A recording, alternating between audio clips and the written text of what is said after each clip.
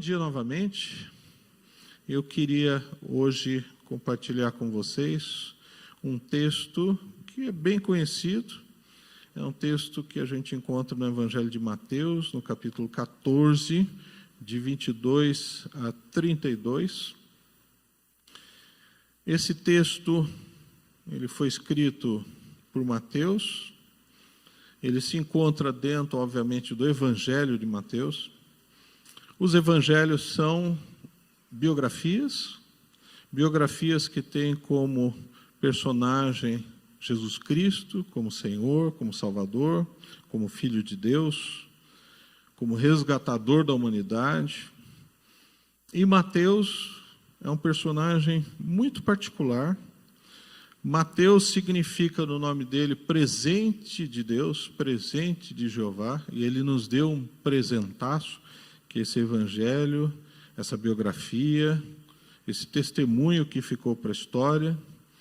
E cada um dos evangelhos tem uma finalidade. O evangelho de Mateus, Mateus escreve para provar, para deixar testificado que Jesus é o Messias prometido do Antigo Testamento, que ele vem cumprir toda a lei, todos os profetas. Mateus 5,17, ele reproduz Jesus dizendo: não cuideis que vim destruir a lei e os profetas, não vim revogar, mas cumprir. Ele é fortemente judaico, porque ele era um judeuzão da gema. Ele era um judeu de formação muito religiosa. Ele era muito rico, a gente sabe disso, porque Lucas testemunha em Lucas 5:27, e depois disso saiu um publicano chamado Levi, que é Mateus, assentado na recebedoria, e disse-lhe: segue-me. Mateus 9:9 fala a mesma coisa, e a gente sabe que os coletores de impostos eram muito ricos, porque eles não eram empregados. Os romanos eram muito espertos, então eles privatizaram a Receita Federal. Olha só que legal. Então, para quem não entende esse texto, significa o seguinte, momento cultural dentro da Bíblia, né? O romano não queria nem saber de cobrar imposto. Ele chegava e falava assim: bairro de Santo Amaro, quem quer cobrar imposto de Santo Amaro? Eu começo com R$1 bilhão. Aí quem tinha dinheiro falava: dou 1,1 bilhão, 1 bilhão e 200, se comprava o direito de cobrar impostos. Aí esse fulano ia lá e ia cobrar imposto de todo mundo. Você tem que pagar 50 mil esse ano, você tem que pagar 60 mil. E se não pagasse, ele chamava os romanos e descia pancada. Então você imagina como Mateus era rico, como ele era influente, e ele recebeu o chamado de Jesus para segui-lo. E ele escreve esse evangelho guiado pelo Espírito Santo. E a gente sabe que é uma narrativa, são diversas histórias. E essa história que a gente vai ler e vai compartilhar, que está em Mateus 14, 22 a 32, ela é tão importante, mas tão importante, que ela é repetida em Marcos 6, 45 e 46, e é repetido também em João 6, de 15 a 21. Mas é muito mais aprofundada em Mateus, e a gente vai trabalhar com esse texto. E, obviamente, os autores, tanto do Antigo como do Novo Testamento, não estão preocupados em fazer novela das 7, não estão preocupados em fazer uma historinha, eles estão preocupados em transmitir a mensagem de Deus. E a gente vai ver o que Deus quer transmitir. Então, acompanhe comigo, mesmo sentado. Mateus, Evangelho de Mateus, capítulo 14, nós vamos ler do 22 ao 32. E logo ordenou Jesus que os seus discípulos entrassem no barco e fossem adiante para o outro lado, enquanto despedia a multidão. E despedida a multidão, subiu ao monte para orar à parte, ou separado. E chegando já à tarde, estava ali só. E o barco estava já no meio do mar, açoitado pelas ondas, porque o vento era contrário. Mas à quarta vigília da noite, dirigiu-se Jesus para eles, andando por cima do mar. E os discípulos, vendo-o andando sobre o mar, assustaram-se, dizendo: é um fantasma! E gritaram com medo. Jesus, porém, lhes falou logo, dizendo: tende bom ânimo, ou se animem, não fiquem assustados. Sou eu, não temais. E respondeu-lhe Pedro e disse: Senhor, se és tu, manda-me ir ter contigo por cima das águas. Ao invés de ler se és tu, leiam sendo tu. Esse é um problema de tradução. Pedro reconhece Jesus. E ele disse: vem. E Pedro, descendo do barco, andou sobre as águas para ir ter com Jesus. Mas sentindo o vento, teve medo e começou a ir para o fundo, ou afundar. Clamou, disse: Senhor, salva-me. E logo Jesus estendeu a mão e segurou-o e disse: homem de pouca fé, por que duvidaste? E quando subiram para o barco, acalmou o vento. Como eu falei para vocês, Mateus não está preocupado em contar uma história, fazer um best-seller. Ele está preocupado em transmitir uma mensagem. Uma mensagem que ela é atemporal, que ela tem a ver para nós nos dias de hoje, que ela significa para nós a mesma coisa que significou para os discípulos da época. E o tema que eu vou compartilhar com vocês, baseado nessa passagem: igreja, membros ou discípulos? Basicamente é essa mensagem que eu quero que vocês compreendam. Nessa pequena história que Mateus coloca, ele coloca como o centro o lago da Galileia, ou de Genezaré, ou que alguns chamavam de Mar de Tiberíades, que não era um mar, era um grande lago, que tinha mais ou menos 20 quilômetros, até hoje ele é importantíssimo, onde se pescava muito, se pescava para valer. Estou vendo Wagner regalando os olhos, pensando: vou lá pescar. E grande parte das narrativas, dos fatos dos evangelhos acontecem ao largo, à margem desse mar da Galileia, que era um lago de água doce, muito grande e importantíssimo. A primeira coisa que a gente precisa olhar nesse texto é que Jesus, ele dá uma ordem para que os seus discípulos entrem no barco. Entrem unidos. Nos 3 anos e meio de ministério que Jesus esteve conosco, a primeira vez, ele teve uma preocupação de ensinar, de ministrar, de preparar discípulos. E essa passagem também tem muito a ver com isso. Ele fala para os discípulos entrarem no barco unidos, todos entrando no mesmo barco. É uma expressão que a gente usa no português, né? Toda essa passagem ela é extremamente simbólica. O barco representa a igreja. Estamos no mesmo barco agora? Estamos no mesmo barco. Estamos enfrentando o mar. Na simbologia do Novo Testamento, mar significa o mundo. Nós estamos enfrentando o mundo com o que o mundo fala, o mundo diz, o que acontece. Sim, nós estamos no mundo. E a simbologia do barco, ela é muito importante. Por quê? Porque ela coloca um acolhimento, uma proteção, uma unidade, e isso é a igreja. Então, todos nós estamos no mesmo barco. E Jesus dá uma missão para os seus discípulos quando entram no barco. Qual é essa missão? Atravessar para o outro lado. Essa é a minha missão. Não é nessa passagem pescar. Colossenses 1,5 fala que nós temos uma esperança. Qual que é a esperança que Colossenses fala? De uma vida eterna nos céus. Mas nós temos que atravessar para o outro lado. Todos nós vamos morrer? Vamos. Alguns antes, alguns depois, alguns muito abençoados, morrendo dormindo do lado da família, alguns com doenças, mas todos nós vamos morrer. E a gente tem enfrentado agora o pânico da morte, não temos?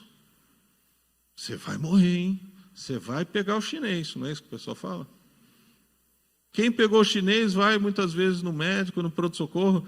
Não, eu não vou tratar não, fica tranquilo, você só está com o chinês. Mas se você ficar com falta de ar e precisar entubar, você volta aqui que você interna na UTI e a chance de você morrer é de 60%. Você vê todo mundo abrindo um olho, né? Todos nós vamos morrer. Todos nós vamos atravessar. Mas Deus nos dá a esperança da vida eterna. Paulo fala em Colossenses 1,5. E essa esperança é diante de uma situação complicada, muitas vezes, mas nós estamos no barco. Nós temos um barco que é uma proteção. É uma proteção que a gente vai ter de desafios reais, desafios imaginários. E nessa pequena passagem que a gente vê, os discípulos entram no barco, os discípulos atendem a ordem e começam a ir para o outro lado. E o outro lado, como falei para vocês, não é uma distância pequena, é uma distância de média de 20 quilômetros. E uma coisa muito interessante, o judeu morria de medo da noite. Eles já não gostavam de navegar, tanto que eles consideravam perigoso a navegação. Eles nunca foram grandes navegantes, sempre cobraram a passagem, sempre compraram o barco, mas punham outro para dirigir. Porque eles sempre associaram o mar, grandes dimensões de água, com mal, com monstros. E pior ainda, a noite. A noite sempre foi associada com o diabo, com o mal. Esses discípulos entraram no barco, estavam no mar, estavam à noite, e aí o texto fala que eles, somando as 3 passagens, que eles têm uma dificuldade em voltar para a praia, que eles gostariam bastante, para a segurança da praia, para fugir do mundo, mas eis que acontece o quê? Vem vento. Vem um vento contrário, e eles não conseguem. E eles eram bons navegadores. Eles estavam acostumados a barco, os discípulos. A gente sabe disso. Na nossa vida como igreja, nós estamos no barco. Estamos todos no mesmo barco. É confortável o barco? Está boa a cadeira? O ar-condicionado está legal? Tem aguinha? Tem café depois? Tem gente de cara amarrado aqui? No modo geral, não. O barco é bom. O barco é seguro, mas vem ondas, vem tempestade. E aí, esses momentos de crise, vem a famosa pergunta: eu estou sozinho? Cadê Jesus? Não é isso? Cadê Jesus? Jesus abandonou o barco? Jesus está fora do barco? Essa mesma pergunta que às vezes nós fazemos, os discípulos também passaram. Passaram por medo, passaram por insegurança, tinham a missão de passar para o outro lado, todos nós temos, mas eles ficaram com medo. Só eles passaram por isso? Não. A gente tem a famosa passagem que fala da estrada de Emaús. 2 andando, reclamando da vida, falando mal o tempo inteiro. Meu time não tem mundial. Perdeu para um timezinho lá do México. Jesus morreu. Falou que ia voltar e sumiu do mapa. Você acha que os discípulos não pensaram isso? Você acha que muitos de nós, quando vê a rede de televisão lá que fica contando morto, não vou fazer propaganda, olha aquilo e fala assim: cruz credo, cadê Jesus? Está morrendo todo mundo, cadê Jesus?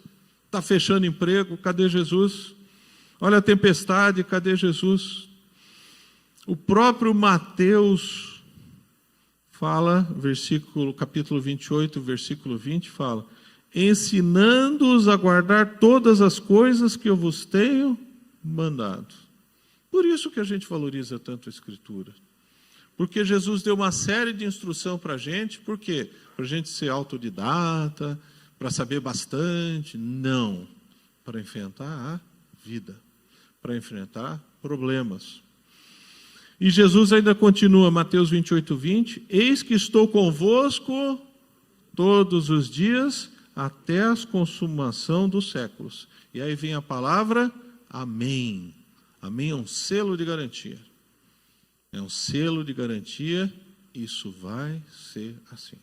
Assim seja.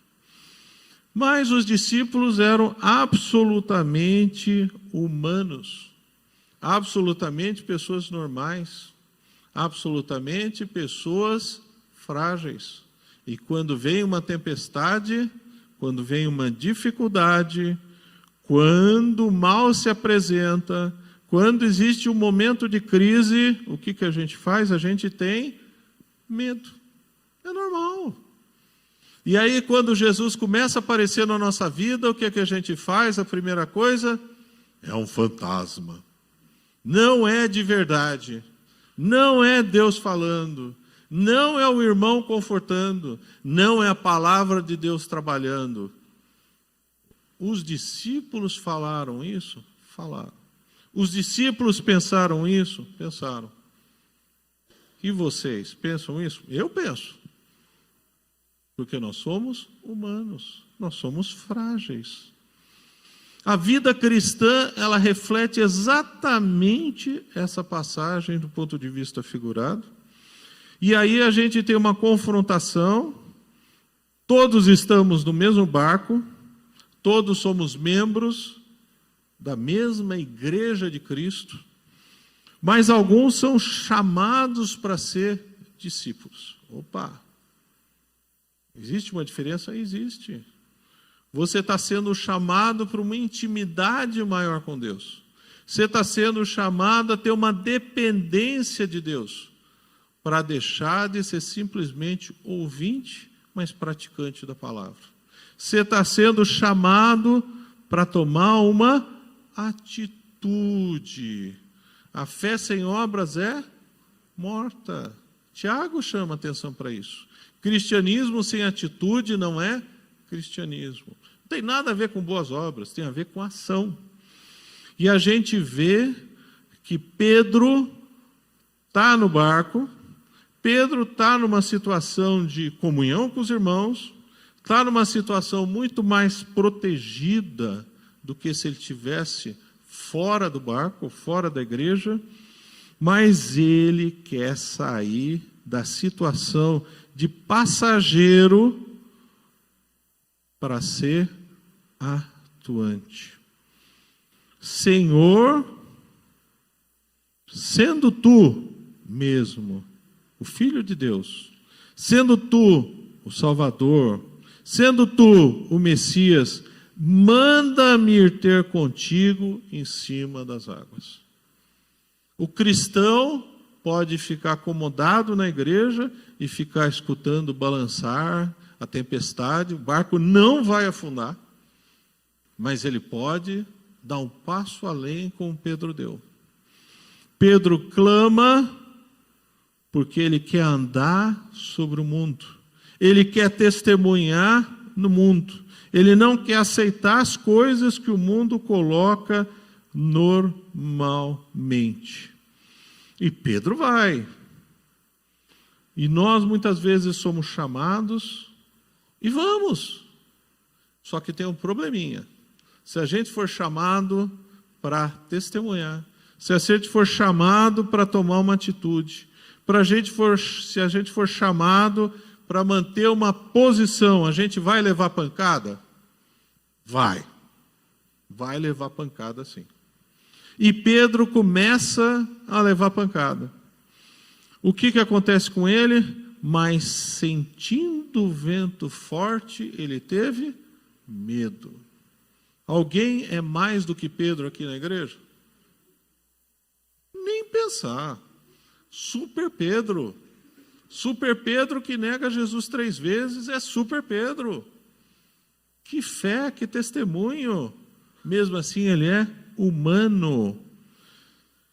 E a fé é essencial para que nós não façamos igual o que aconteceu com Pedro.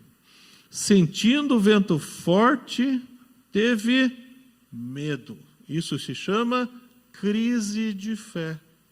Quando alguém tem um problemão na vida, eu já tive, talvez mais do que uns 50, e existe crise de fé. Quanto tempo dura a sua crise de fé? 5 minutos? 1 hora? 1 mês? 1 ano?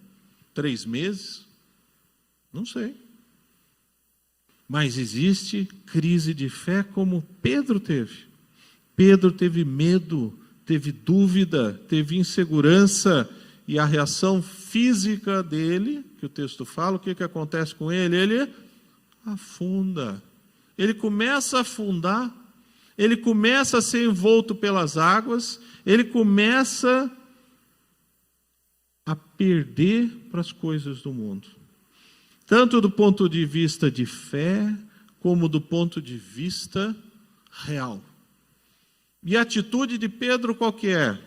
Senhor, salva-me. Ele já é salvo, ele já tem a vida eterna, mas ele tem um problema imediato. O verdadeiro cristão não é o cristão que fica sentado. Não é o cristão que tudo está bem. O verdadeiro cristão é quando existe um problema na vida dele e para onde ele corre. Para onde ele vai correr? Está numa crise financeira? Para onde ele corre? Para Deus. Está com problema de saúde? Para onde ele corre? Para Deus. Está com problema de relacionamento familiar? Para onde ele corre? Para Deus. Para onde que Pedro correu? Para Deus. Ele pediu: Jesus, salva-me, liberta da falta de fé que eu estou tendo nessa situação. E literalmente Jesus não deixa ele na mão. Uma coisa que para o português tem muito sentido, né? Porque a gente tem essa expressão. Ele te deixou na mão, não tem isso? Para o hebraico não tem. Mas aqui para nós cabe bem. Jesus não deixa ninguém na mão. O que acontece? O texto fala, e logo, Jesus não ficou esperando não. Eu vou pensar em você. Logo ele estende a mão, ele segura, sustenta, suporta, e ele fala, homem de pouca fé. Você precisa entender bem que a fé não é necessariamente o resultado que a gente quer. Fé é depender de Deus em tudo. Fé é você acreditar única e exclusivamente em Deus. Toda vez que você começar a acreditar no homem e deixar Deus em segundo lugar, Jeremias 17 fala, maldito do homem que confia no homem. Opa! Aqui Pedro, ele é bendito porque ele acredita em Deus. O barco corresponde à figura de linguagem da igreja. Ninguém tem dúvida sobre isso. Uma igreja que é confortável, uma igreja que consegue vencer as dificuldades, uma igreja que suporta uma tempestade, o vento, e uma igreja ou um barco que obrigatoriamente precisa de Jesus. Mateus 14:32 fala o quê? E quando subiram para o barco, quem subiu? Pedro e Jesus, acalmou o vento. Quando Jesus está muito forte dentro de uma igreja, a igreja enfrenta melhor os problemas. A nossa igreja, alguém vai vir com a revelação que ninguém vai ficar doente do vírus chinês. O que a gente vai fazer? Vai dar risada, né? Ou vai falar, está amarrado, né? Agora, a gente pode falar a nossa igreja unida em Jesus, em oração, em temor, em sabedoria, seguindo a palavra de Deus, nós temos a certeza que essa tempestade vai fazer pouco dano na nossa igreja. Amém. Essa é a nossa oração. Essa é a nossa realidade? Sim, essa é a nossa realidade. Nós podemos comemorar até aniversário, né? Amém. Podemos até deixar o ministro de louvor vermelho, né? Porque eu vi, ficou roxo, vermelho. Né? Como eu falei para vocês, essa narrativa não é uma narrativa somente para você ler, e olha que legal, que bonito, que coisa. Não, ela quer mostrar algo para a nossa vida prática. Nós estamos num barco, a igreja. Jesus nos mandou para esse barco. Jesus sabe muito bem que nós temos uma travessia. E, ao mesmo tempo, ele lança um desafio. O desafio, você quer ser só membro? Você vai atravessar. Você vai ser abençoado. Você vai ser protegido. Não tenha dúvida quanto a isso. Você quer ser um discípulo? Alguns são chamados. Se você for chamado como discípulo, você pode afundar. Mas eu te levanto. Na travessia você vai ter tempestade? Vai. Você vai ter político, vai ter crise econômica, vai ter doença, vai ter sogra que vem te visitar e fica um ano em casa. Tudo isso daí. Todas as dificuldades. Só que você tem uma proteção que os outros não têm. O discípulo chamado, ele é ousado. Ele dá um passo que os outros não dão. Pedro estava com outros no barco. Ele depende de Jesus. Ele enfrenta os problemas. Ele clama por socorro quando precisa para Jesus. Ele cresce na fé. Ele sai da sua zona de conforto, porque é confortável. Ele aguenta a tormenta, a noite, o vento, mesmo quando está afundando. Ele se prepara para a missão.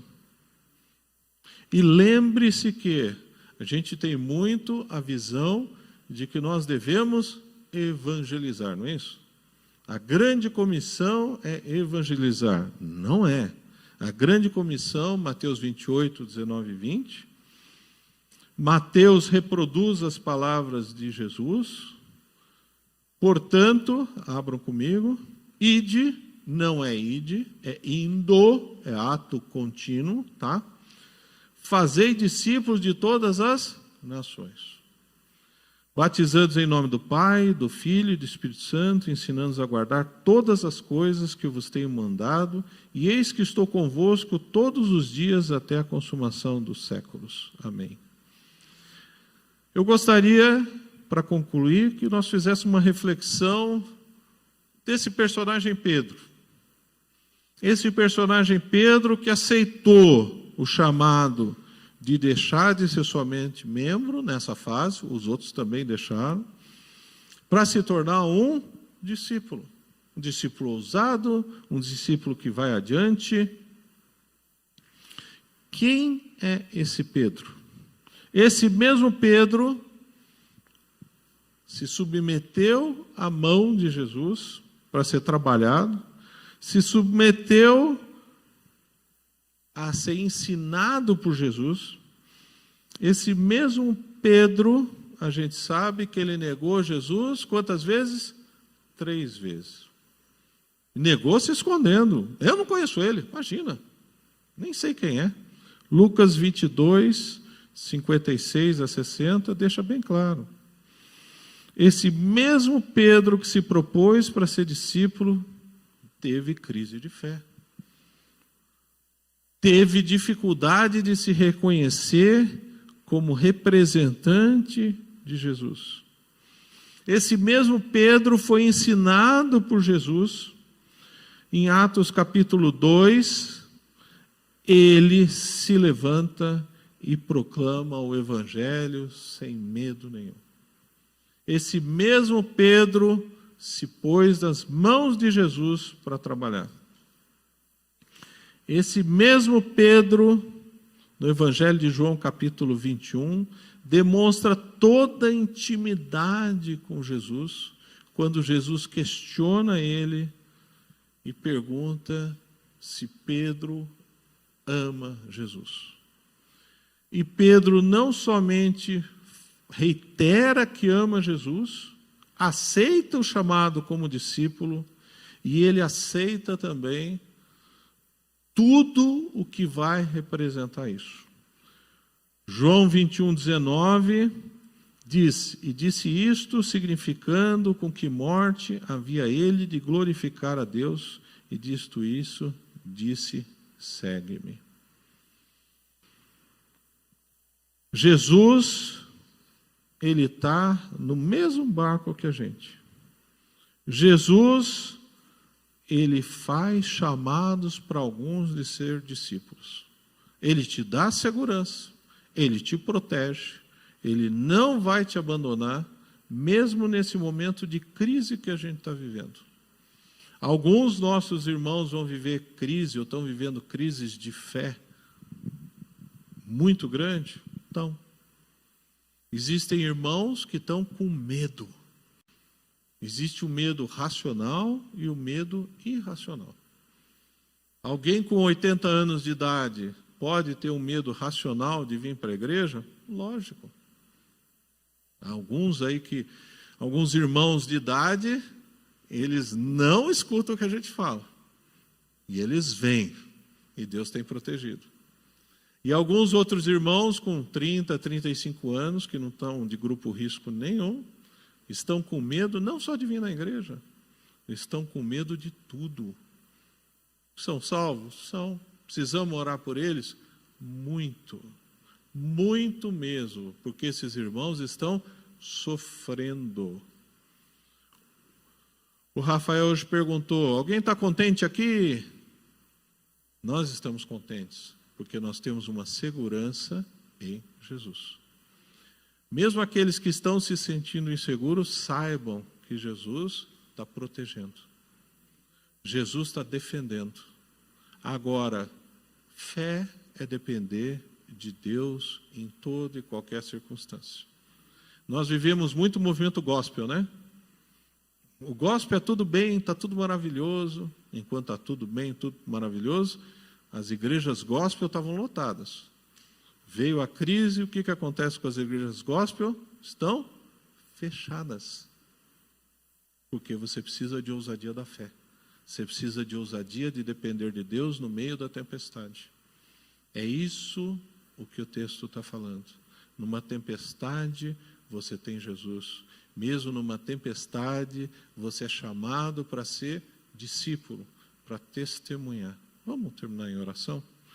Senhor Deus, nós te agradecemos, Senhor, pela tua palavra, que ela penetra nas nossas vidas, que ela é útil, que ela é eficaz, que ela nos restaura, Senhor, que ela sirva para fortalecer a fé de muitos irmãos, Senhor. Que o Senhor tire o medo que muitos irmãos, muitos cristãos estão tendo nesse momento de dificuldade, de tempestade, Senhor. Obrigado porque o Senhor é um Deus sempre presente.